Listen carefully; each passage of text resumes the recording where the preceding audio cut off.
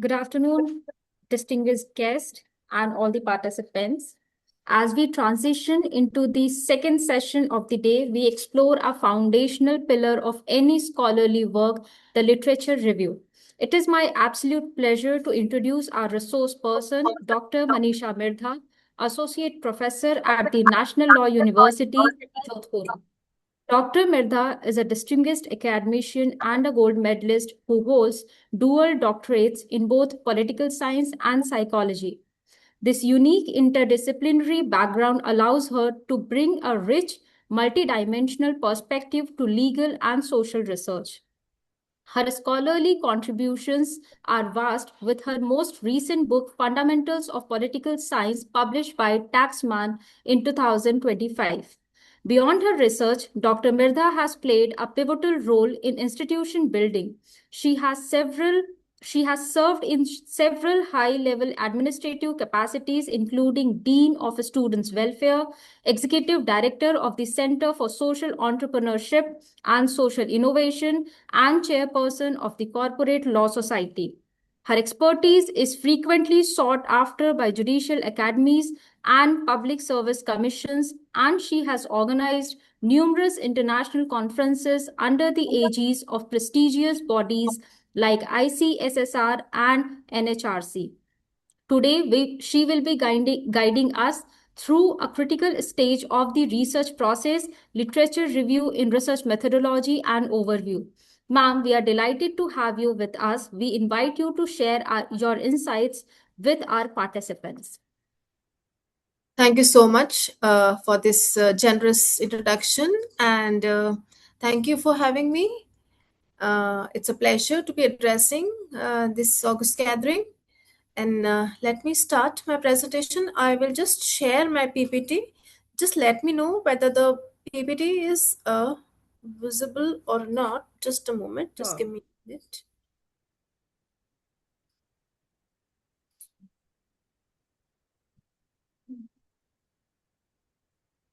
No, sorry, uh,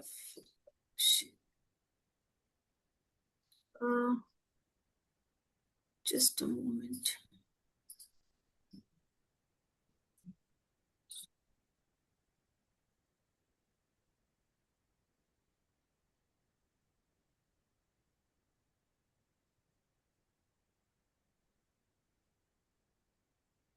Why is this not having some issues? Can I share the PPT with you? Because I'm Sure, ma'am. I'll just share my PPT with you. Okay, I'll display for you. Okay, just a moment. Just a minute. Just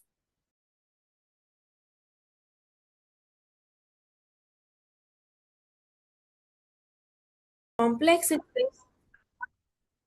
in today's time because of the contemporary status of academia. Knowledge production is expanding at an unprecedented. Yeah, thank you. Can we go to the next slide, please?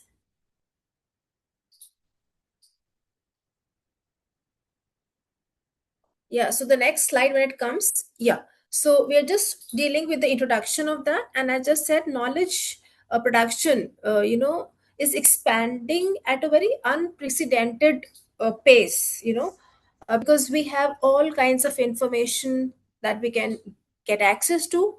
However, at the same time, information is also becoming very fragmented, very, interdisciplinary, and it has to an extent become difficult for scholars to keep pace with what I would like to call the state of art research, to remain at the forefront of your fields and assess the collective evidence which is available within your research domain. So this definition, I think, yeah, the definition by Fink, which is there, which you can see on the slide, is something which gives us a brief idea of what research literature review would mean. But one thing is for clear, as it says over here, it is not a summary or a bibliography as some of us end up thinking it to be. This is a kind of a misconception that some of us end up making, that they often conflate the literature review with a kind of a bibliography or a chronological history, which it is not. Literature review is a very thematic and a very argumentative uh, discussion. It is not merely descriptive, and it must have a central thesis or some kind of a analytical thread running through it. So, literature review is not just one time activity, but a very iterative process. It is something which would include, a survey, which would mean a comprehensive mapping of what has been written on the subject. Can we go to the next slide, please? So yeah, it would include survey, which is, a very comprehensive mapping of what has been written on a subject. It would include synthesis, which brings together disparate findings into a coherent whole. It is also a critique. Review of literature would also be a critique because it evaluates the quality, the relevance, and the validity of the sources. And it is also a kind of a positioning, because it, through this, we end up locating the new studies within which the existing scholarly debate exists. Of course, there are various problems and flaws of traditional literature review, uh, because sometimes there is lack of systematic approach. At times there is insufficient methodological rigor which is not there. Sometimes we use evidence selectively. Selective citation is a problem, because where researchers would include, what is selective citation? That researchers would include only those studies that support their perspective. And that's especially more true in social sciences, because all of us have a positionality, and through that we ignore contradictory evidence, and which is a hurdle, which is a limitation, which is a lacuna of review of literature, which can really lead to serious distortions in knowledge production. So literature review does a lot of things, but why are we all talking about this topic more now? If we come to the next slide, please. Why this topic now? So, the entire landscape of academic research is undergoing a very seismic uh, transformation, and researchers today face a paradox, because never before has so much of knowledge been accessible to has been so accessible, and yet never before has it been so difficult to differentiate quality from noise. These figures, what are these figures showing? So if you just do a comparative analysis of the annual peer reviewed articles in 2000, and then 2010, and then approximately 2024, because still here we have the data. So you will find that around 1 million publications in 2010 it was close to 2 million, and 24 it was close to 5 million. So you can understand the kind of exponential growth in publication which is there. But the sad part is that the retraction rate, where it was around 100 in 2000, it has become close to 4,000 a year. So that is a major concern, because the explosion of literature and the rise of predatory journals and the emergence of powerful AI tools have collectively made the review of literature both more critical and more complex than ever before. And mastering this skill is no longer optional, it's become foundational. Right? So, keeping this in mind, I will be dividing my uh, today's session in some parts. The first part, where I speak about uh, the different functions of literature review. Can I come to the next? Can we come to the next slide? The first thing that we speak about is yeah, we can move ahead of this. I've already spoken about this. The next slide. Yeah. So the functions of literature review, of course, there can be various functions, but broadly I've categorized it into these four functions, the functions of literature review. Uh, so what is now? literature review, of course, as I have already said, is not some kind of a decorative summary of previous findings. It's an intellectual foundational exercise which would shape the legitimacy of your research. And a strong literature review performs multiple functions.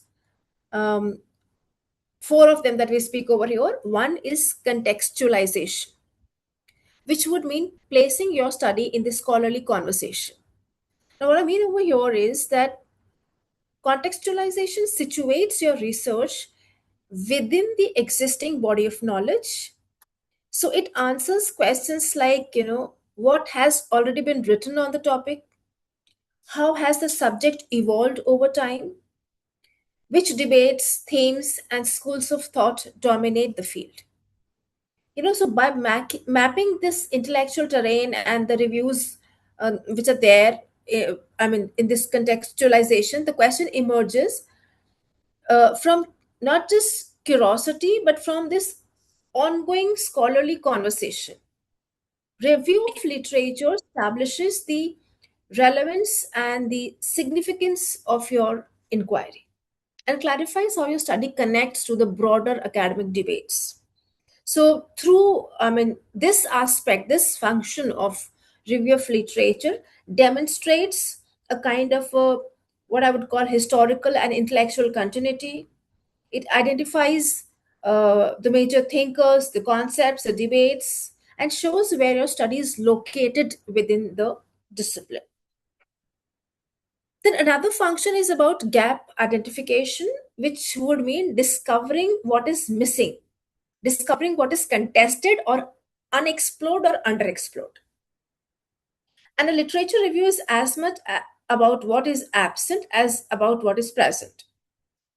So, through critical readings, you try to identify the areas that have not been adequately studied, the contradictions and the unresolved debates existing in literature, the populations, the regions, the cases which have been overlooked, and the methods or perspectives that have been underused. So, this function, which is of gap identification, is crucial because research is justified not by repeating what is known, but by addressing what is unknown.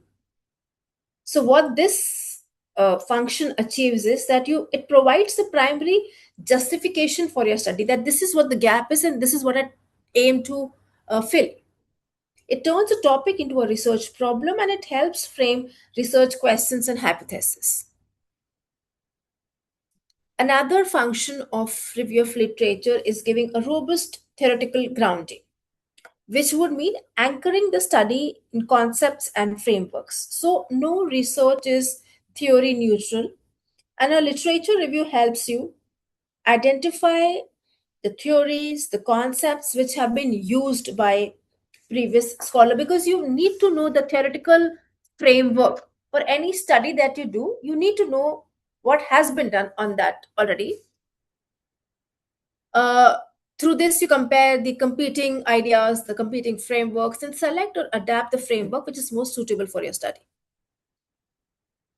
And then scholarly credibility, that a well-written literature reviews, gives this signal to examiners, reviewers, and readers that you understand the field deeply, that you can critically engage with existing scholarship, and you're capable of contributing meaningfully to the discipline.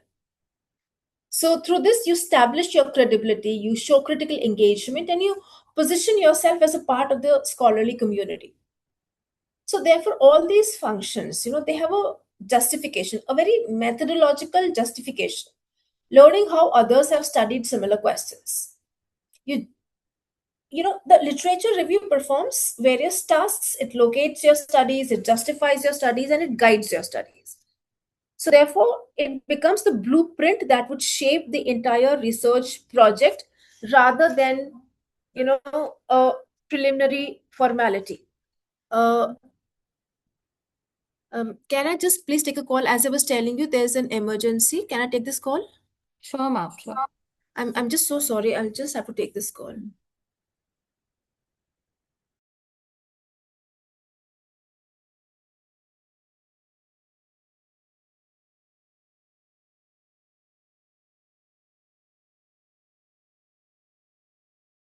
This Yeah, so I'll move on, and I will be speaking about the types. Can we move to the next slide, please, Dr. Namrata? Oh, done, ma'am. Yes, yes. So we are now, I'm going to be speaking about the types of literature reviews. One of the type of literature review is what you would call the traditional or the narrative literature review, and this kind of review allows us to explore and summarize the existing research on a topic without following a very strict or very step-by-step process like a systemic review. So here, it provides a kind of a thoughtful discussion and highlights the key themes. However, this approach helps you get a bigger picture or a bigger understanding of a subject and connect different perspectives. But it does not have a strict selection criteria, and one has the flexibility to shape their analysis. Of course, in this kind of a research review, there will be some kind of subjectivity involved. Um, uh, if I had to give a example of this kind of a review, what would be an example of narrative? So, say for example, you want to study the evolution of the concept of sovereignty in international relations theory. So this is a topic which is where the narrative or the traditional literature review would be most suitable. Then you have the systematic literature review, which requires you to follow a very structured and a very methodological process, and you analyze existing research through this kind of literature review. Uh, so, narrative review was more flexible, whereas a systematic literature review demands a clear process with predefined criteria, for selecting, for evaluating, and for synthesizing studies. uh, you would need databases, you would need to set your inclusion and exclusion criteria, to follow a very Murlaland. is there a problem? Okay, so this allows you to identify the trends and assess the quality of the evidence and draws reliable conclusion. So systematic literature review, if I had to give you an example of that, it would be something like, say for example, doing a research on gender quotas, and whether that increases women's substantive political participation. Something on gender and governance would could be an example of systematic review. Then there is something that they call scoping review, and one of the kinds of literature review is scoping review, which would help one map out, the key concepts, the research gaps. This is a good review method to find out the research gaps and the existing evidence on a broad topic. And instead of answering a specific research question in this kind of scoping review, you can take a kind of a exploratory approach to understand what has been studied.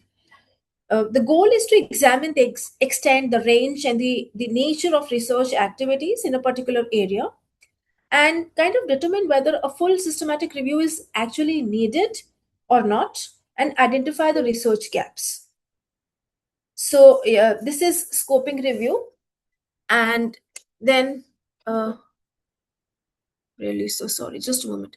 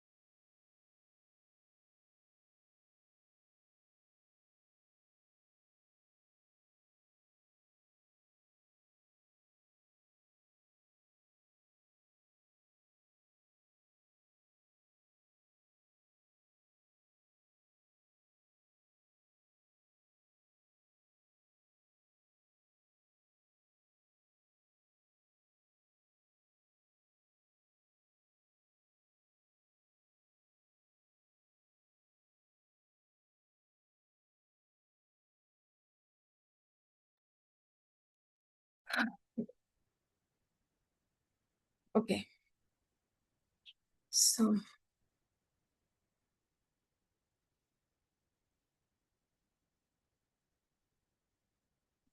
really very tense because a student is actually fighting life and death.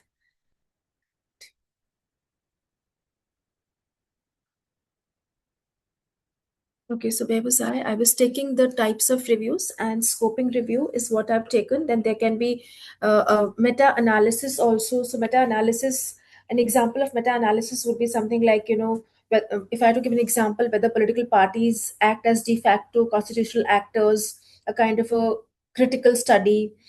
Uh, so meta-analysis, when you need a lot of quantitative evidence across multiple studies, it's the best way of taking up your research. It increases your statistical power and provides precise conclusions. So these are the types of reviews which can be there. Can we move ahead?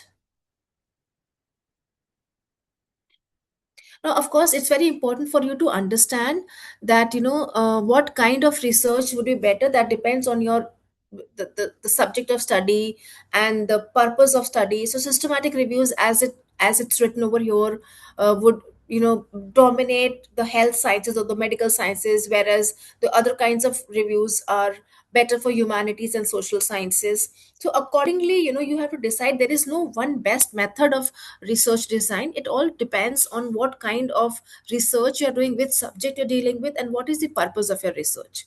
So that again becomes a very important aspect. Can we go to the next slide, please?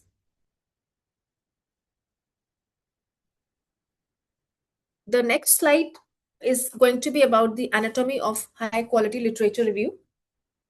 So, this speaks about the planning and the protocol design, where you have to define your research. You can use the PICO or the Spider frameworks for your planning and protocol designs. You can establish, the inclusion and the exclusion criteria before you're searching.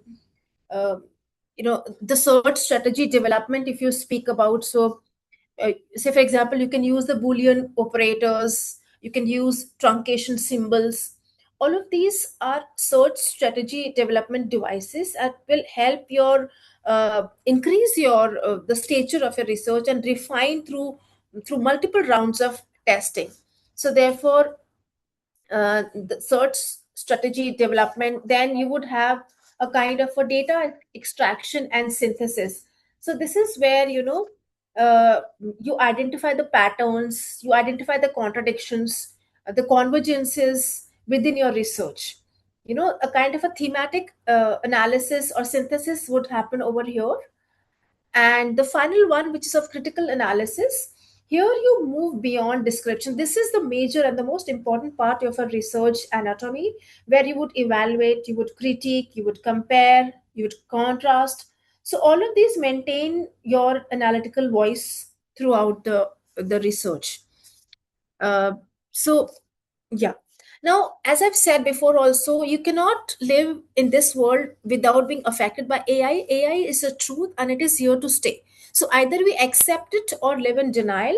It's better that we accept the existence of AI in our literature review for various reasons. The entire AI landscape, for past couple of years has witnessed an unprecedented proliferation of AI tools designed to assist the researchers, and these tools can be broadly categorized as literature discovery, literature mapping, for PDF reading, for citation management, for hallucination detection.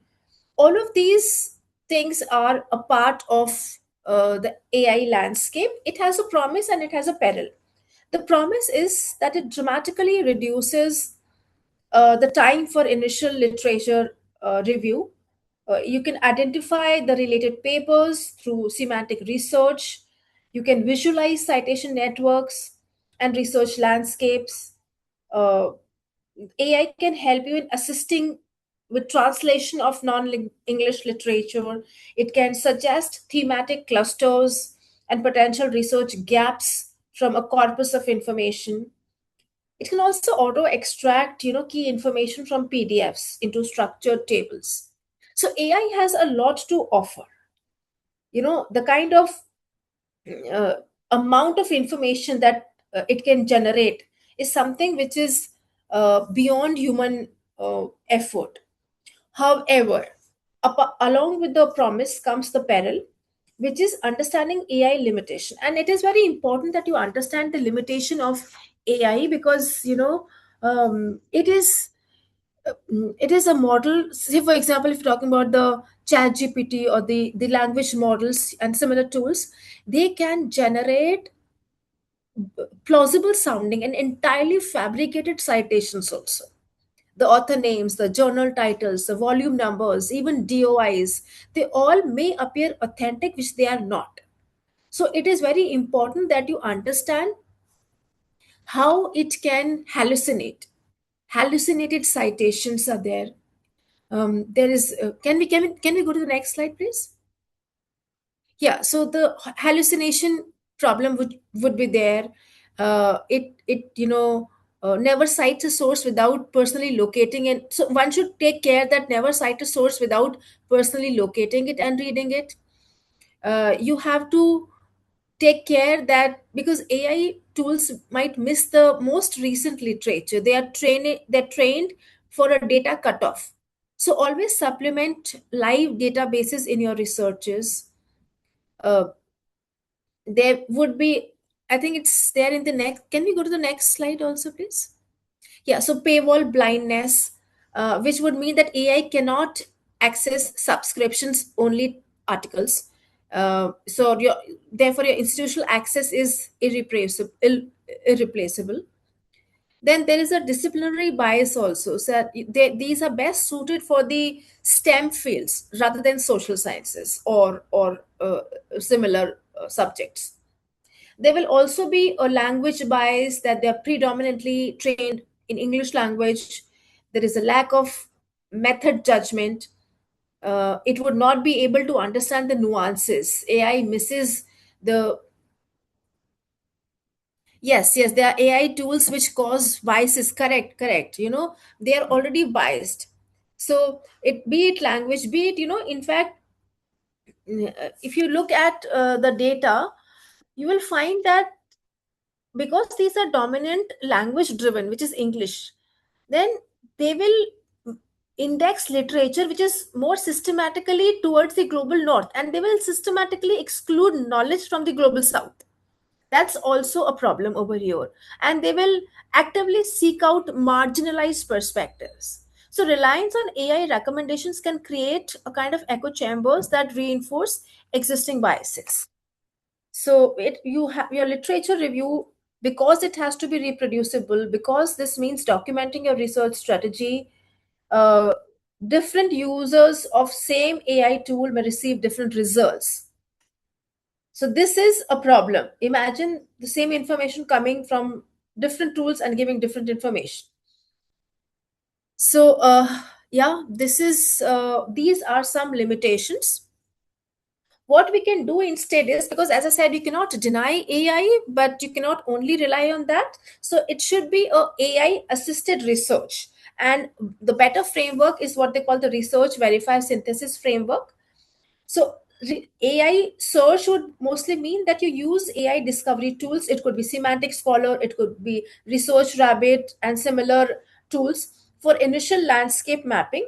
And you can identify the seed papers and then shift to systematic manual searches in Scopus, in Web of Science, in using your Boolean strings, your truncation, etc.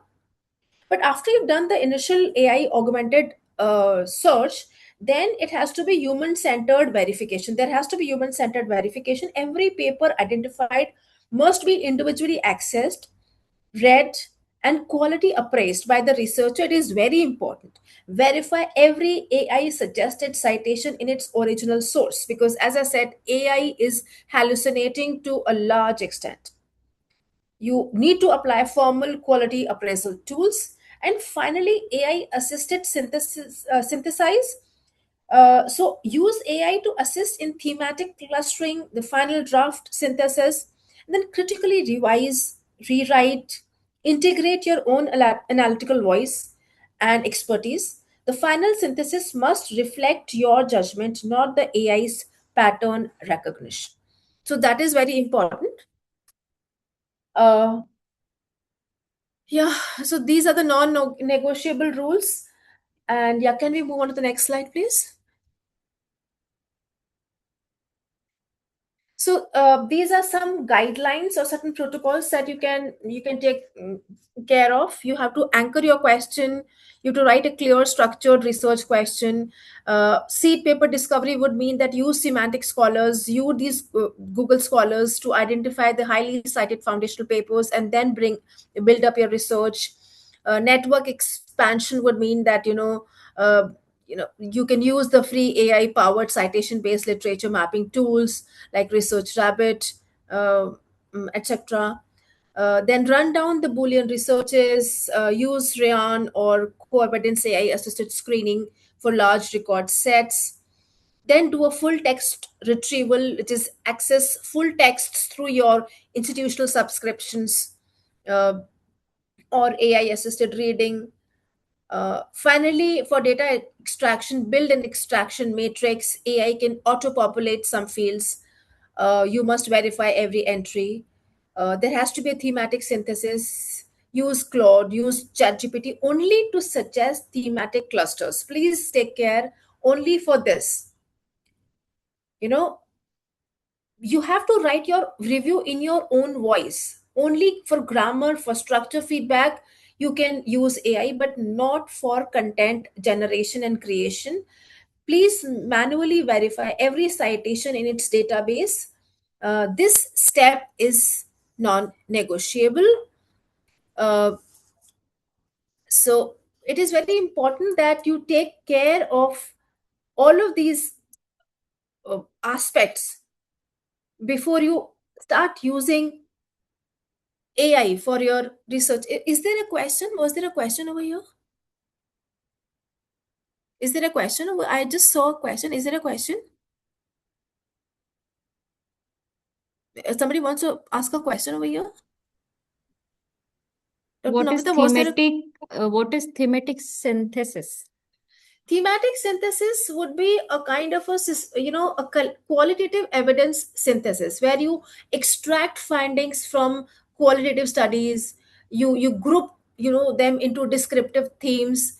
So it's a very systematic process where you identify, you analyze, and then you integrate themes. So it's a very higher order kind of a system of research where you synthesize a kind of a meta-analysis. Right. So then I will come to the close of it. Can we come to the last slide, please? Okay. Yeah. The PPT will be shared with. I've already shared it with Dr. Namrata, and she'll be sharing with you. I'm so sorry for making this on a quick note, but as I told you, this is an emergency situation. In spite of that, I'm just finishing off the presentation. I have to rush to the hospital. So this is my last advice to all of you: that please, AI is a powerful tool. It's a powerful, vast library. You can discover, you can eliminate shelves of information that you have never discovered before. Uh, it carries a lot of information, but it cannot read you, it cannot think critically like you, it cannot bear intellectual responsibility like you. So the rigor of your literature review is the foundation of the knowledge that you will build. In an age where information is infinite and attention is scarce, the most radical act a researcher can undertake is to read slowly, to think deeply, and to write honestly. As I said, uh, this is my view. The PPT has been shared with you. You can always write your questions to me, Dr. Namita. I'll be happy to help you and answer all the questions, but I'm really so sorry. I will have It's to okay, sign ma'am. out. Yes, we understand. Even in this critical situation, you have shared your time. On behalf Yes. of Acropolis Institute of Law, I extend our sincere gratitude to you. We are especially grateful for your practical tips on curriculum design and academic writing, which will undoubtedly help our faculty members in the future research. Thank you, ma'am, for your time and for your contribution to this faculty development program. We understand that you are in a rush, so we Yes, won't yes. take your much time. I'm so sorry for this, It's but okay, in ma'am. between Yes. also I've taken your time. So thank you so much. God bless all Yeah. of you.